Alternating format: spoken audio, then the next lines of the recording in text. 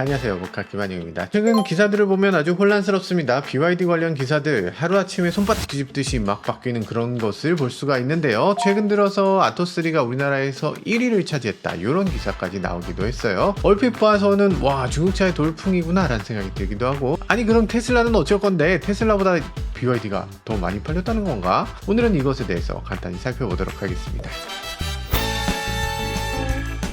자, 기사 보면요, 2025년 3월달 기사입니다. 한국 시장 첩첩산중, BYD 아토3 출고 늦어지는 이유, 루머도 산더미. 그리고 여기 보면은 아주 충격적인 제목이 있죠. 벌써 결함 터졌다, 국산차 밟겠다던 BYD 처참한 수준 들통. 기사 제목이라고 할 수 있나 이걸? BYD가 언제 국산차 밟겠다고 했어요? 저는 BYD 편들 이유가 전혀 없지만 이건 기사는 좀 너무했다. BYD 코리아 아토3 출시 지연에 이딴 계약 취소, C라이언7 후속차도 연기될 듯, BYD 타면 개인정보 유출, BYD 아토3 한국서 급제동, 제출자료 부실, 보조금 퇴짜, 사과문까지 썼다, 보조금 지연 첩첩산중, BYD 5월엔 출고될까? 4월에 출고됐거든요. 1000만원 싸도 중국산은 좀, BYD가 맞닥뜨린 한국 현실. 참나, 돌풍커녕 출시조차 안 됐다, 중평택항에 쌓여있는 이유. 야, 이거 너무했다. 기사가 다 이 모양이에요. 아니 뭐 이렇게까지 쓰나? 와, BYD 역시 형편없구나 이러면서 뭐 난리라더니 지금 기사를 한번 볼까요? 요번 달 기사를 보면 4월 가장 많이 팔린 수입 전기차는 중국 BYD 아토3. 아토3 한국 시장 쾌조의 스타트. 쾌조의 스타트래. 대중화 전략 통했다. 저가 공세 한국서도 통했다. 월 1000대 판매 눈앞. 아니 왜냐면 지금 500대 팔렸거든요. 근데 1000대 판매 눈앞은 뭐야? 1000대 팔리지도 않았는데 갑자기 1000대 판매 눈앞이라니. BYD 아토3가 테슬라 모델 Y 이겼다. 4월 수입 전기차 1위. 테슬라 모델 Y를 꺾고 1위. 이런 기사가 엄청 많이 나왔어요. 그리고 지금 갑자기 BYD가 엄청나게 인기를 끌고 정말 수입차의 돌풍을 일으킨 걸로 기사가 도배되는데, 아니 갑자기 어떻게 이렇게까지 태세 전환이 되나 싶은 생각이 들죠. 앞서서 BYD 망했다, 요거는 당연히 사실이 아니죠. 그러면 이번에 BYD가 엄청나게 대박이 났다, 요건 또 사실일까? 역시 사실이 아니죠. 자, 그럼 살펴보죠. 지난달에 수입차 판매량 1위를 봅시다. 1위 뭘까요? 1위는 메르세데스 벤츠 E클래스입니다. 2180대. 2위는 BMW 5시리즈입니다. 2040대. 근데 5시리즈는 전기차도 있죠. 전기차는 이름이 i5입니다. i5가 156대 팔렸거든요. 이걸 합치면 E클래스를 제치고 BMW 5시리즈가 1위에 올라가게 됩니다. i5를 5시리즈랑 꼭 분리해서 봐야 되나? 그럼 i5는 뭔데? 그건 무슨 시리즈인데? 생긴 건 똑같은데 파워트레인만 다르다고 해서 이거는 별도의 차입니다, 이건 합칠 수 없어요, 이렇게 얘기해야 되나? 좀 애매하죠. 뭐 나눌 수도 있죠. 네, 나눌 수도 있습니다. 자, 그러면 3등을 보죠. 대한민국 전체에서 수입차 중에 가장 많이 팔린 차 3등 뭘까? 두구두구두구두. 테슬라 모델 Y 주니퍼입니다. 와, 이건 단 10일 팔았어요. 804대를 팔아서 수입 전기차 판매량 1등을 차지했습니다. 잠깐만, 좀 전에 BYD가 1등이라며? 아, 테슬라가 BYD보다 조금 많이 팔았나? 그럼 BYD가 2등이겠네? 아닙니다. 두 번째로 많이 팔린 전기차는 뭘까요? 두구두구두구. 모델 3입니다. 638대. 수입차 전체 4등을 차지하면서 전기차 2위를 차지하게 됐습니다. 그럼 BYD는 어떻게 되는 건데? BYD 아토3는 543대를 판매해서 전기차 3위, 수입차 전체 7등입니다. 수입차 전체 7등이에요. 테슬라 제쳤다면서요. 근데 테슬라가 지금 몇 대 팔았습니까? 지금 1500대 팔았는데 그동안 500대 팔았어요. 근데 BYD가 테슬라를 제치긴 뭘 제쳐? 애초에 수입차 협회가 보도자료를 잘못 보낸 거죠. BYD가 테슬라 제치고 1위라고 올린 거예요. 그러다 보니까 그걸 기자들이 그냥 받아갖고 쓴 건데, 자, 그럼 왜 이렇게 잘못된 보도자료, 그리고 잘못된 기사가 나왔나 살펴봐야 되겠죠? 다 이유는 있습니다. 이유는 뭐냐면 수입차 협회가 이번에 베스트셀링카 통계를 낼 때 파워트레인별로 판매량을 다 나눠서 발표했어요. 그러니까 아토3는 그냥 한 덩어리로 통계를 냈는데 테슬라 모델 Y, 모델 3 이런 차들은 롱레인지가 몇 대고 RWD가 몇 대고 퍼포먼스가 몇 대고 이런 식으로 따로 나눠서 발표를 했다는 거예요. 자동차에는 원래 트림이라는 게 있잖아요. 트림마다 가격 차이가 어마어마합니다. 뭐 예를 들어서 우리가 아이오닉 9을 샀지만 아이오닉 9 기본형은 6,000 6,700만 원이에요. 근데 가장 비싼 캘리그래피는 거의 9천만 원이거든요. 그러니까 지금 가격 차이가 거의 2,500만 원 나는 겁니다. 근데 이걸 트림별로는 나누지 않고 배터리별로도 안 나눠요. 배터리가 큰 배터리, 작은 배터리 있잖아요. 가격 차이가 뭐 1,000만 원씩 나는데 그것도 배터리별도 안 나눕니다. 오로지 출력별로 나눠요. 이거 좀 이상하죠. 뭐 예를 들어서 BMW 3 시리즈면 320 다르고 330이 다르다. 이런 식으로 나눕니다. 사륜구동은 나누나? 사륜구동도 안 나눠요. 오로지 출력만 가지고 나눕니다. 왜 이렇게 계산하나? 이렇게 계산해서 좋은 사람이 하나라도 있나? 하나도 없잖아요. 이렇게 해서 BYD가 테슬라를 이기고 1위라고 할 수 있습니까? 어쨌든 그래서 BYD 아토3는 지금 트림만 두 가지거든요. 단일 파워트레인을 갖고 있으니까 모델 Y 롱레인지보다 아토3 판매량이 더 높다. 그리고 수입차 판매량 1위라고 나왔다는 건데 이게 말이 되나?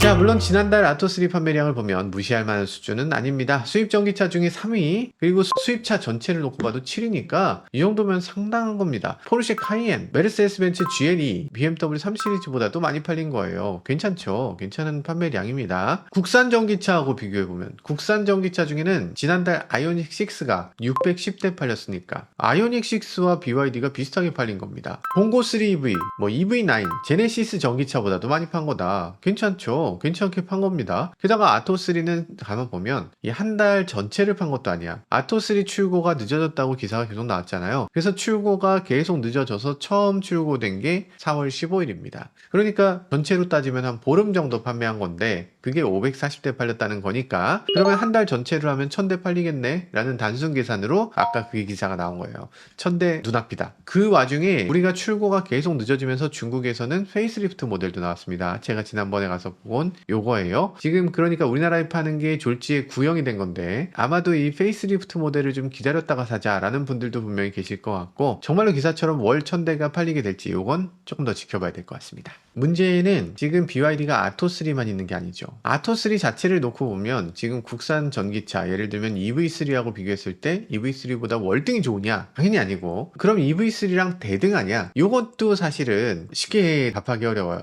뭐 나름대로 장점이 있긴 하지만 EV3가 워낙 좋은 자동차이기 때문에 EV3만큼 좋은가? 그건 잘 모르겠어요. 가격은 분명히 싸지만 그 외에 경쟁력이 정말로 뛰어난 거냐는 조금 애매한 상황. 그런데 문제는 앞으로 나오는 중국 전기차들이죠. 앞으로 나올 중국 전기차들을 보면 아토3보다 더 우수한 경쟁력을 갖출 수도 있거든요. 뭐 가격이야 더 비싸겠지만 품질이라든지 기능이라든지 뭐 디자인이라든지 이런 면에서 아토3를 능가하는 차들이 훨씬 더 많습니다. BYD가 국내 출시한다는 C라이언만 해도 크기나 디자인이나 너무 차이가 나죠. 중형 SUV가 우리나라에서 가장 많이 팔리는 세그먼트고 그러다 보니까 소렌토, 산타페 이런 차에 전기차를 만들어 달라 이렇게 많이들 요구하고 있는데 현대기아는 딱 요 급의 전기차는 없습니다. 그래서 요 급의 전기차가 중국에서 들어와서 우리나라에서 팔게 되면 우리나라 소비자들이 정말 원하는 세그먼트니까 아마도 판매량이 상당히 나올 수밖에 없을 것이다. 게다가 가격도 그렇습니다. 지금 현대기아에서 주력으로 하고 있는 건 가솔린이 아닙니다. 하이브리드지. 그런데 지금 하이브리드 중형 SUV, 소렌토, 산타페 이런 차들의 가격이 4,500만 원 정도 되거든요. 근데 지금 C라이언의 예상 가격을 4,500만 원으로 보고 있습니다. 그러니까 지금 전기차라고 해서 더 비싼 게 아니고 기존의 하이브리드하고 똑같은 가격에 그냥 내놓겠다는 전략을 세우고 있어요. 그러니까 만약에 C라이언이 우리나라에 4,500이 정말 나온다. 당연히 상당한 경쟁력이 있을 거고 게다가 지금 BYD만 있는 게 아니죠. 올 말에는 지커라는 브랜드가 이렇게 나오게 된다고 하는데요. 지커는 지금 MPV가 이렇게 생겼습니다. 이게 지커 009예요. 이게 지커 7X입니다. 이런 차들이 나왔을 때 정말 우리나라에서 이 차에 대응할 만한 자동차가 있긴 한 건가? 럭셔리 MPV 그리고 중형 SUV 전기차화 시켜서 이런 차들에 대응할 수 있는 차급을 빠르게 내놔야만 중국 전기차들이 들어오는 것에 대한 타격을 최소화할 수 있을 것 같습니다.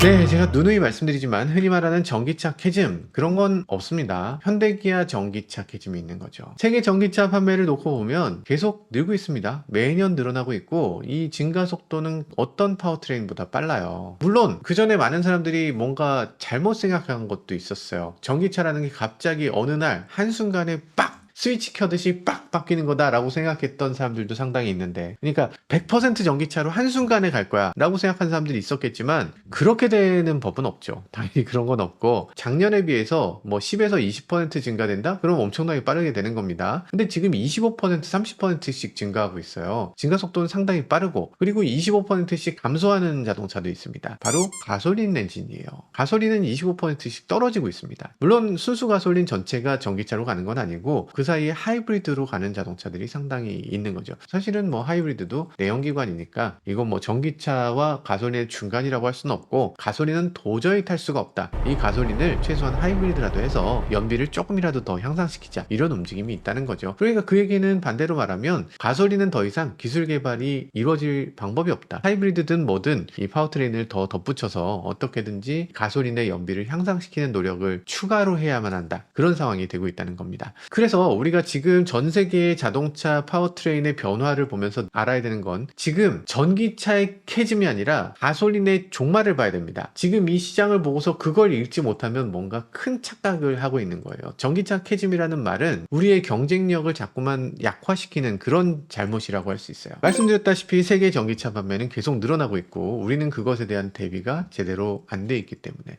자, 그래서 우리나라를 보면 지금 전기차 판매가 줄어들고 있습니다. 전기차 판매가 어려워요. 우리나라만 미래를 제대로 대비하지 못하고 있는 거라고 할 수 있죠.